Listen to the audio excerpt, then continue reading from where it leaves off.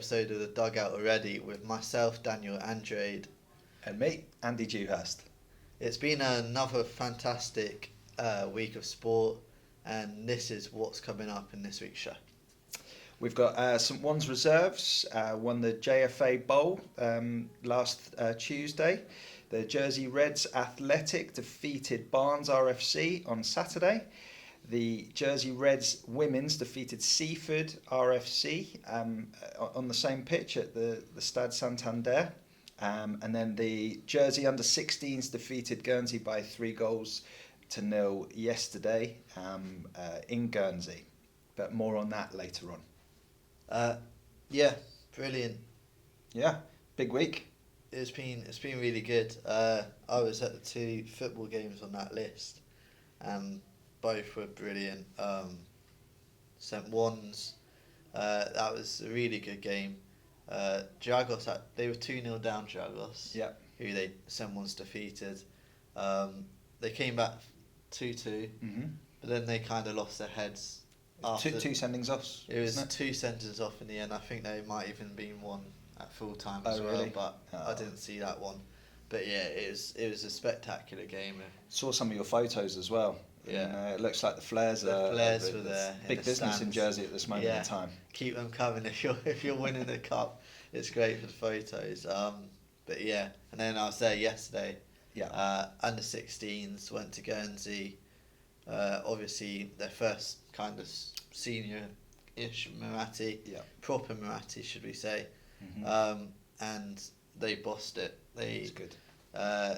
From minute one, really, they dominated the game, and really showed up when it mattered, and won the game 3-0. And it was really good to see the celebrations and how much it meant to players of that age. The Muratti is still. Yeah, that's a good point actually. I think it definitely helps. I mean, I know Charlie Brennan, who was captain yesterday, quite well. He plays cricket with me, and he's a bit of a freak of a sportsman as well. So there's a number of things which he's very, very good at. But he's also very mature as well. So him as a choice of captain, and the fact that he plays with men, football and cricket, regularly, he would have been a calming influence, because Murattis can be, or interinsulars, whatever you want to call them. Any game against Guernsey can be quite an emotional experience. It was a bit yesterday. Tackles were flying, and it was old school. It was really good. It was really good to see. And Barry in the middle, he was in the faces of Guernsey players, laughing at them constantly. It was good. It was really good to watch. And next weekend, obviously, there's under-21s. Right. Turn to James go to Guernsey. James Scott's in charge, and he's announced the squad today. And Paul Renton was telling me yesterday, all of the players involved have come through the Centre of Excellence through Jersey. So it shows what they're doing at the Centre of Excellence is working as well. Good. And it's looking a really strong squad. So good. Yeah. Good luck to them as well. Yeah, absolutely, definitely. Another big week of sport actually here in Jersey, and the sun's out. So. Plenty for you to be able to get outside and watch. Yeah, for sure. So we're going to go through the highlights packages that we have of the 3 main games that we've focused on this week. So first up we've got St One's reserves, followed by the 2 rugby games.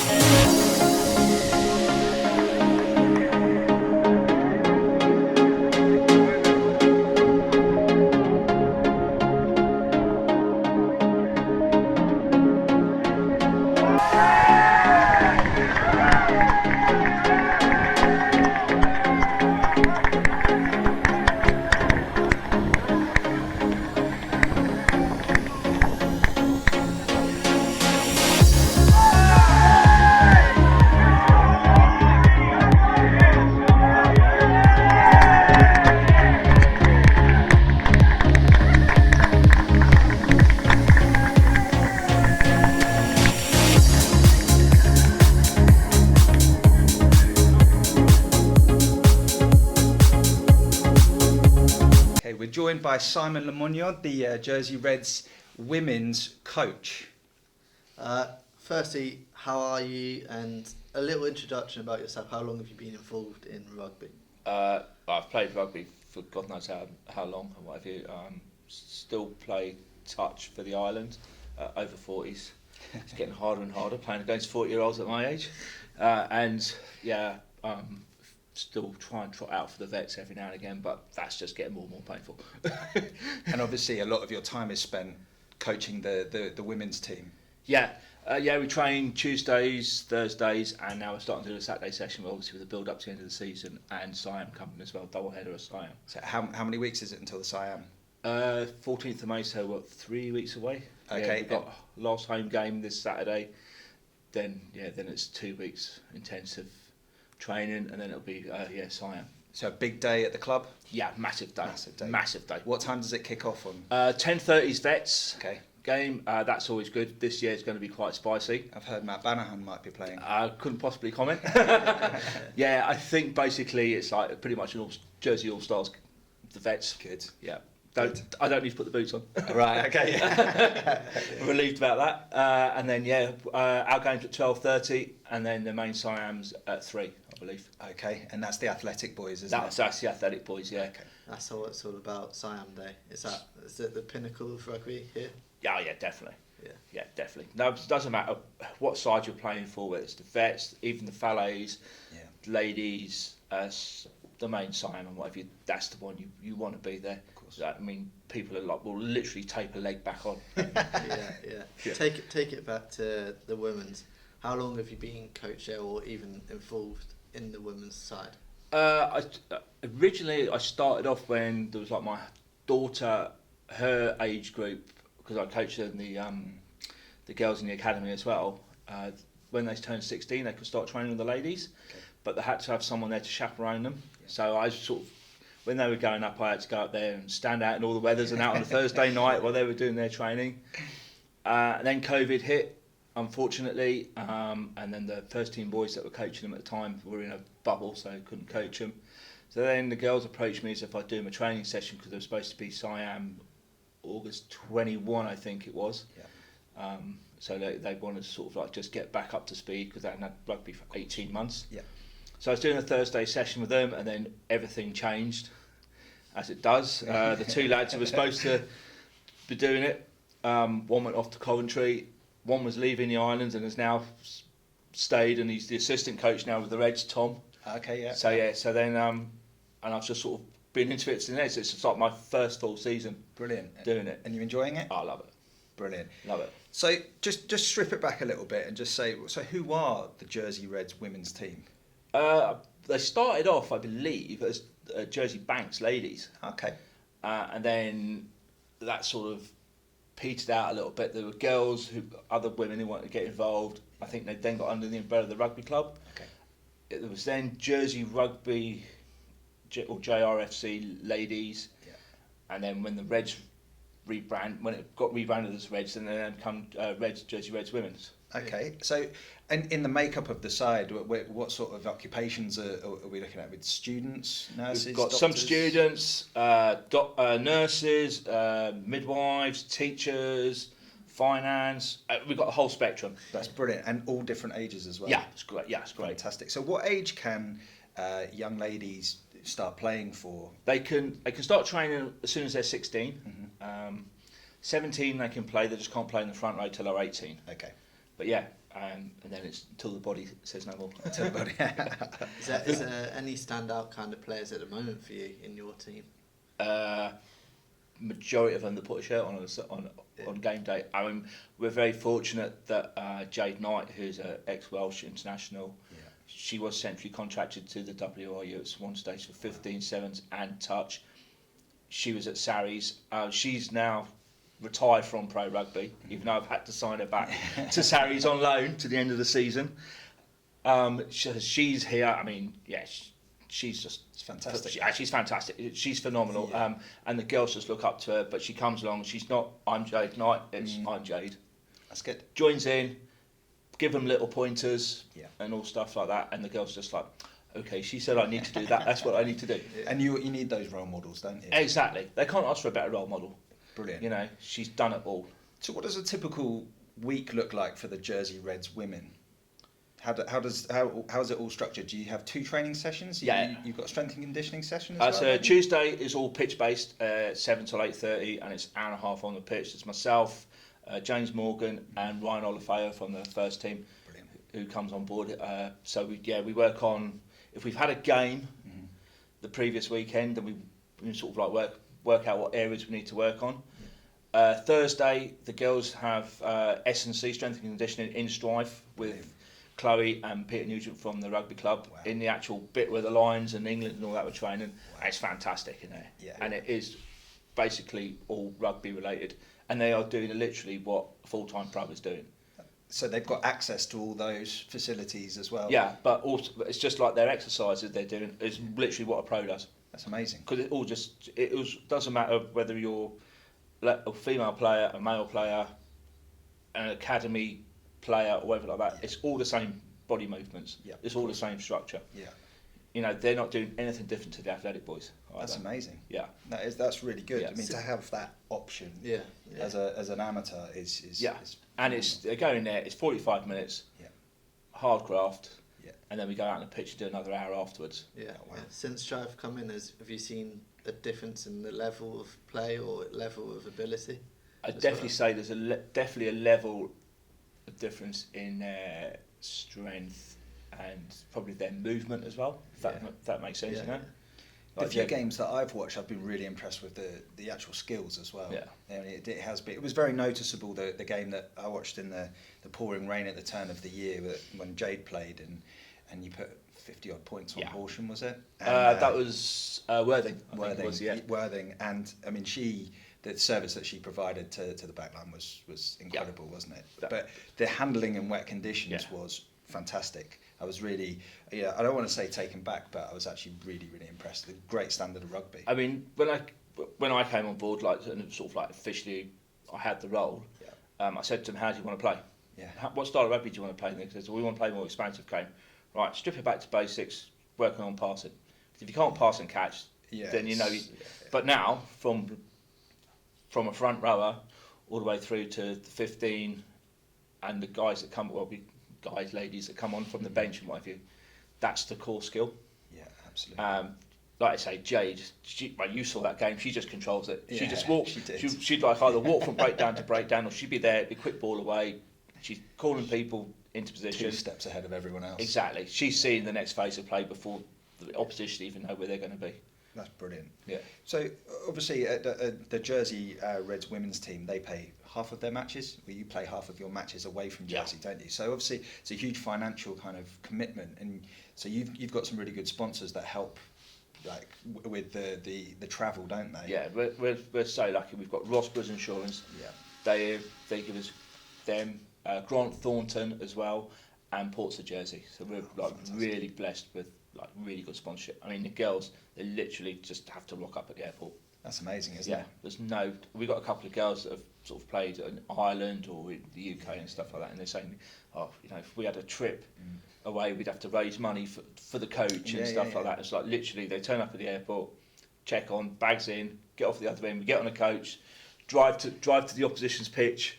It's phenomenal, isn't it? It's fantastic. For an amateur it's just makes the day easier. You know, you're not having to get half a dozen taxis or stuff like that. You know, I think that stands out in Jersey, how good sport is supported by local companies, and it really helps along the lines. And how much do you enjoy those away days as well? They're good, actually. It's like sometimes you just have to sit on the back of the bus, put the headphones on and just leave them to it. Especially with some of the choice of music as well. That's different eras, isn't it? Yeah. So just like Dad has to go and sit at the back of the coach, me and James with the headphones on, and that's it, we just tune them out. I was going to say, obviously your daughter plays as well, so that must be a unique thing as well. And being a proud dad, as you know, everybody is, but to be able to see her put the shirt on and see her develop as well, and being able to be involved, that's quite unique actually in itself. That's great. It's, you know, I've put it down at the beginning of the season, like she's not going to get picked just because she's my daughter. And that's brave. You know, and she's, you know, people are there going, but she's she should be starting. Yeah. But she's at uni, so she plays all our away games. Okay. We fly into Southampton, she's at Solent. So Okay, she literally right. just gets an Uber to the airport, meets us there, and that's it. We go off, and there's, depending what we've got, away games we struggle sometimes. Like there's a lot of them are mums, stuff like that. You know, shift work with the nurses and stuff like that. So sometimes we have to say, right, okay, she's starting this week, but you're going to play this position. Yeah. And so you have to be adaptable. Yeah. And they must be the unique challenges which you do come across with a ladies rugby team. Yeah. I mean, there's obviously, if we keep saying Jade, but if she's available, then obviously she's playing 9, because that's where her club and international career was made. Of course. She's played one game at 10 for us, but yeah, like she's a 9, and the girls are like, well, she's available, then it's great. Yeah, some girls we've got in the backs. We're very lucky. Majority of them versatile. We can put them pretty much everywhere. Fantastic. We've even got some forwards. Katie Delacroix, everyone calls her DLC. Yeah. And she's played. She's a teacher. Yeah, she's a teacher. Yeah, she's fantastic. I mean, she punches massively above her weight on the pitch. She's a tiny little lady. Yeah. She plays 7 normally, but she's played 9. She's played 12. She's played on the wing, and whatever you get, and she just gets stuck in. It's great. How good is it to see the development as well over the season from these players? Oh, it's massive. It's massive. It gives you a feedback that you're actually doing the right things with them. Yeah. After like Saturday we played, and everyone's there going, wow, we haven't seen them play for we haven't played at home for like 4-6 weeks or something like that. They're going, oh my god, that's amazing. The way they've played already, you know, development and it's it's constantly, and they're constantly wanting to learn as well, which is the other thing. So if any young ladies or even people that want to return to a sport, try something new, if they want to get involved in rugby, how does that happen? How could they get involved? Go on the website. The details are on there of who to contact. So the Jersey Reds website, sorry, go on there. That's all the details are on there. I think it's my email and my phone number's on there. Lucky you. Yeah, lucky me. Yeah, I love a WhatsApp group. It's like a week before a game kind of thing. You're just like ping, ping, ping, ping. Yeah. But it's all good. Depending if they're under 18. Okay. There's the minis and juniors. Okay. Which has got a great academy set up from under 6s through to under 18s. Okay. Yes, so that's that option as well. And then if you don't want to do contact rugby, then you've got Jersey Touch Association. Brilliant. As well. Yeah. They've got a website and all the details are on there as well. So if you don't want to do the contact side of thing, get involved in that. Something for everyone. Yeah, exactly. How good is it socially as well? Just to get involved in women's rugby. Yeah, it is really good. It's like they still do the traditionals, like pints after the games, you know, like forward of the match, back of the match kind of thing. They get up on the chair and they've got to chuck a pint down or whatever. It's good. Yeah, they love all that as well. Yeah, I like it. Yeah. Right, so we're going to have a little look, and you're going to talk us through the game that you had at the weekend against Seaford. Seaford, yeah. So were there any changes from your previous game? Yeah, we had. We told them for these next 2 games that this is where you start fighting for your Siam shirt. Okay. You know. Yeah. If you want to play, you get out there, put a marker down, as we say. Good. We've pretty much got everyone back fit, apart from Amber Hotwood, who's on a long-term injury, unfortunately. She got injured in Siam, the Siam game in November, came back, played in that Worthing game, scored a great try in the corner, and then got injured again in that, and unfortunately. Well, it's not too bad at the end of a rugby season to only have one real long-term injury. Yeah. So let's have a little look at the highlights then. So, first try, good hands. Yeah, good hands, and that's what we've been working on, is get the ball out wide to the wing, and then it's probably, who got that one there? I think that was Ash, probably. Yeah. Yeah, and that's all it is. We've really been working, Ryan and James have really been working on just getting it through the hands, getting it out wide, dragging it, either making a 3-on-2, or exactly getting outside players. Getting those overlaps. Getting the overlaps every time, yeah. That's good. And Ash had a really great game with the boot as well. I mean, I think she only missed 2 conversions. Wow, all game. that's really good. Yeah. I mean, for me, it's the athleticism that actually the ladies are so this is Georgina, and she's literally signed for us 2 months ago, maybe. Wow. Well, the first training session, it was in absolute dog conditions up at the airport training pitch, wind and rain. That's another good carry there. Yeah. Who's the 8? Kerry Bertram. There's no try. Kez is unbelievable. She's just solid. Absolutely solid. Yeah. She plays 8. She smashes people all over the park. Carries hard every time. Always gets over the gain line for us. Yeah, she's fantastic. Good. And so who was the 9? Laura Turpin was the 9. Okay. Yeah. Good step. Yeah. I mean, Laura's come from playing touch. Okay. So she's like used to like finding a gap. Yeah. Hitting it, and then once those long legs start going, there's not a lot of catch there. This is the second half. This is Katie Diller. Yeah, Katie DLC, another one. See, I mean, look at her go. Determination. Yeah. That's fantastic, isn't it? Yeah, I mean, she's the only person I know that got COVID and whatever and was doing PBs on her 5Ks. Bless her. And then this is Amy Lambert. Okay. This is the first. Centre? Yeah, we've moved her from 12 to 13. Okay. She had a moan about that, but Amy likes to have a moan every now and again.